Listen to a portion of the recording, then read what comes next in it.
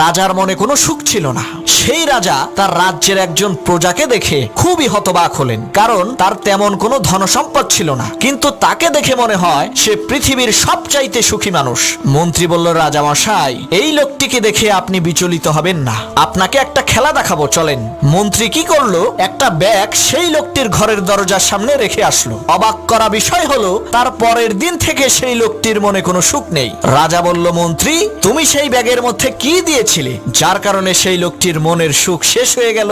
তখন মন্ত্রী বলল, রাজামশাই, আমি সেই ব্যাগের মধ্যে 99টা স্বর্ণ মুদ্রা দিয়ে ব্যাগের উপরে লিখে দিয়েছি এই ব্যাগে 100টি স্বর্ণ মুদ্রা আছে। লোকটি ওই 99টি স্বর্ণ মুদ্রা পেয়ে খুশি না হয়ে সেই মিথ্যা একটা স্বর্ণ মুদ্রা খুঁজতে খুঁজতে তার খুশিকে শেষ করে ফেলেছে। শোনো মুসলমান, আমরা ওই লোকটির মতোই আল্লাহ তাআলা যে 99টি নিয়ামত আমাদেরকে দিয়েছেন তার শুকরিয়া আদায় না করে মিথ্যা একটা স্বপ্নের পিছনে ছুটে বেড়াই।